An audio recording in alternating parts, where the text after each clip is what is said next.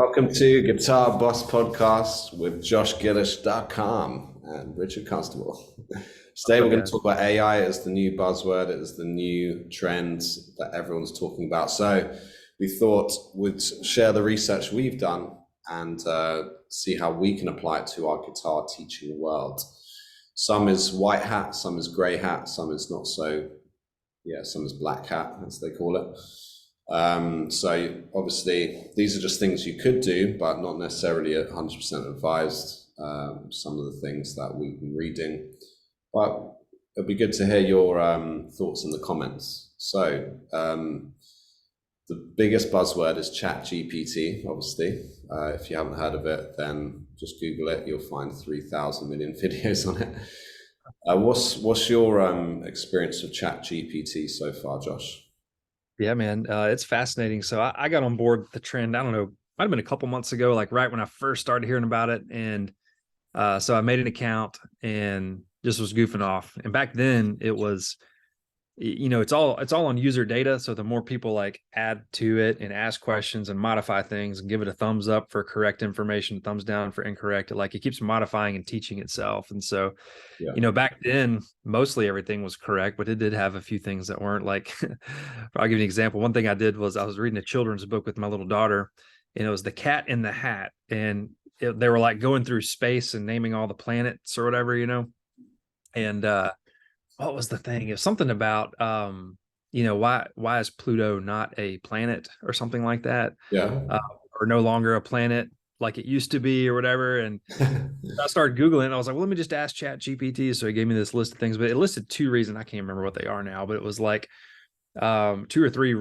like core reasons what the scientists call a planet. It just didn't meet one of those. And anyway, but I read that on a separate article and Chat GPT did not mention it. And I was like, oh, that's not right. So I just copied and pasted the correct information.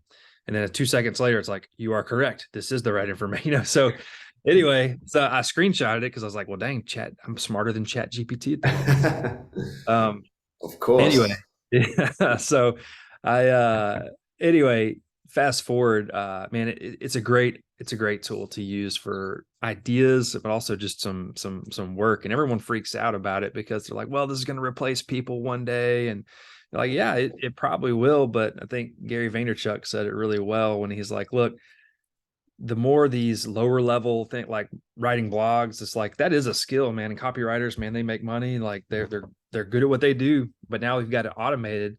So what's going to happen is a lot of the lower task stuff of actually typing on the computer will kind of, those skills will go down to to automation. But what's going to happen is the best ideas are going to rise to the top because everyone can now do this lower level type it out type stuff. But now it's no good to have more information out there. Who cares? What matters is the best ideas are still going to rise to the top. So it doesn't matter who's writing it. It just matters that you still have to think about what to write about, and those ideas are going to take the forefront. So anyway, all that to say is, how am I using Chat GPT in my business? I just did this yesterday as a kind of a test. What I did was I said, write a 500 word article on how to pick out a good beginner acoustic guitar, something for someone who doesn't know anything about guitars, basically. So hit enter. Automatically it started typing it out. While it was typing it, I went and opened a Google Doc, got it ready. And so when it finished the thing, I just copied it, I pasted it into the Google Doc, and then I downloaded what was it? Not a widget, but is it a widget? What are they called? Extension, Chrome extension called Quillbot. And Quillbot is good at rewriting things and paraphrasing things. So it would rewrite some of the information. And then, of course, I go in there and I manually type, okay, how would I say this? Yeah. And because what you don't want to do, by the way, is just copy and paste something from ChatGPT into a blog, because Google will not rank it as high because it recognizes it automatically like it is, an AI generated document that's not original thoughts, whatever. So you need to go rewrite it. You need to put your own voice. We talked about like the black hat, white hat, gray hat areas of things. I think these ideas are great, and just make them your own. Like, it's stuff that you already know. You just might not have pieced it together in this way, but think through it, read through it, put your own spin on things, Yeah. and do that. But the information is the same. And so anyway, yeah, so did that. And then then I put it through another checker. I forgot, it was called Crossplague, I think. I just type an AI detector into Google, Okay. and just lots of different ones came up. There's Oh, one called writer.com/AI okay. dash content dash detector. If you just Google it, there's lots out there. Yeah, the main thing is you just want to check it to make sure that Google does not, detect it as an AI thing. You want it to be more you. And of course, by that time, hopefully you have like put your own spin on things, and it is mostly you. So, Yeah, but then I went and I took things that are like, it had a sentence on there, for example, that said, budget. You need, a good beginner guitar. Might be anywhere from $200 to $500 US. I mean, heck, you can go get $100 one at the used one at the local store too, whatever. yeah, But then I added a line. I said, "Here's some you can check out." And so I went to my Amazon. I got my affiliate link, and I found just a good beginner guitar that I have sold, I have used, I play myself, like, and I had just a link to it. And then I went and plugged it in the blog, and so now I've got this blog with peppered with affiliate links. On different things and stuff. yeah. And so anyway, it's just a great tool. And those are, I guess, so Chat GPT, and then using the widget Quillbot. And then like Rich said, you can use a lot of different ones. I just did a free account for Crossplague, CROSSPLAG.com. Yeah. I did a free trial, so I'm sure I'll have to pay at some point, but probably what you did was even better. Just find something free and just use that. So, and anyway, that's been some of my experience, man. What about you? Yeah, so similar. I was trying just to write blog articles myself, but I've just always just never got going with it, and I just found it very difficult. Writer's block. How do I? Because I'll be reading other people's blogs, and I'll be like, I could model that, but then you end up just naturally copying because like you'd read their idea and mix in with your idea, but then it just there's too much crossplay there. So I'd do exactly what you said, ChatGPT, to either just write an outline, like write me an outline for a blog based on this subject.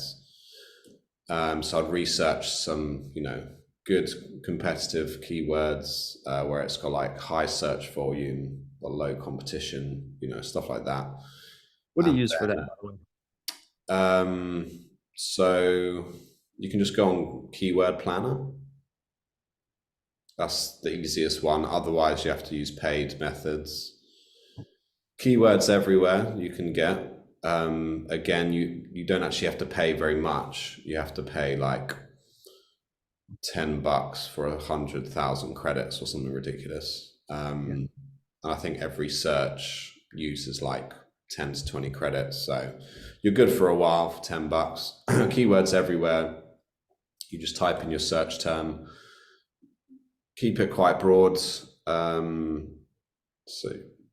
put guitar lessons if you're writing about guitar lessons, and then see what long tail keywords come up, see what the top rankings are, and then it'll give a little search volume next to it, a little things, little Chrome extension as well.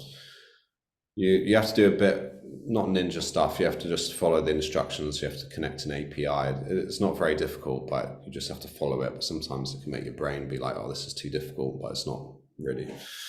So I'd get the outline. So I'd find higher search but low competition. I'd put that into Chat GPT. It only really does 500 words at a time. So you could just do one article like that and then just rewrite it yourself, separate it out, gives you some ideas, some flavors. You'd be like, oh yeah, that's what I would have put, whatever. That's actually true, that's not true, blah, blah, blah. But if you do the outline, you could start the prompt. You say, write me an outline for why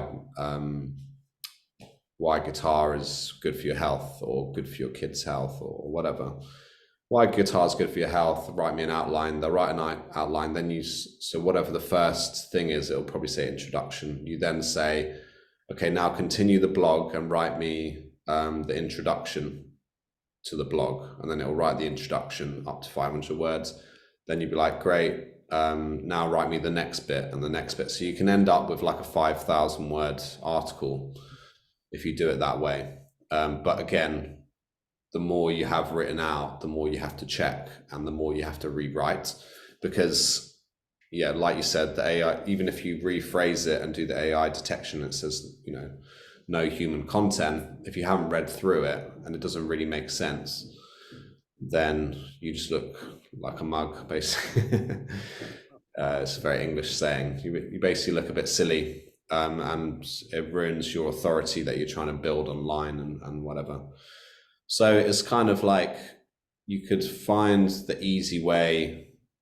So you could probably do, if you just wanted to blog, you could probably write 10 articles a day if you just did 500 words, Quillbot, AI detection, make sure it's human generated, copy it into your blog thing, and then that's done. That will probably take you 10 minutes, 20 minutes. If you keep doing that every single day, you could have hundreds by the end of the month. But of what quality are they? When you finally start getting visitors, are they going to be like, this makes sense and I really trust this person? Or are they going to say, I'm not really following this? So either way, think about your final outcome. Is it to get people to your website and build authority? Then, you kind of have to just read it as you go. And yeah, obviously have an email opt-in somewhere, or have something to buy, or have something on your web page. So when the people reading your blog come along, they've got an option to reach out in some regard if they're interested and they trust you. Know, like, and trust. That's right. Or just something to give away. Give away a freebie. Give away some chord charts. I mean, something you've already got, but just give it away, man. Give some value in exchange for contact, and just say, hey, let's keep in touch. If you like this, we got more coming. Yeah. And you can get things from private label rights. So you can buy the rights to like guitar stuff. So it could be like a whole book of scales that you can't be bothered to put together. You could get a whole book of scales, get someone to design a cover, or you can go on Canva and design a cover, just have a look at it. And then you've got your free PDF that you can give away. You might have to, spend $5 on the private label rights, but you then buy the rights to resell it, or give it away for free. It's a lead magnet, as they call it. Magnetize your leads towards whatever you're offering, even if it's towards a lot of guitar teachers online. Guitar teachers do Patreon, and things like that. So it could be towards your Patreon, or whatever you offer. Makes sense, man. So yeah, that's the power of AI. We just scratched the surface, man. Yeah, we can do several episodes on this. There's so much more. Blogs is just one of them. Yeah, exactly. Well, this rounds up today's brief AI discussion. It'd be great to hear what you guys think in the comments, if you're on YouTube or some sort of way on the podcast side. But if not, if you can't find somewhere to comment and you've got a question about it, just email us at hey, HEY, at guitarboss.co. No M, just co. All right. Good to see you. Good to listen. And we'll finish there. Okay. Take care. Bye. Yes.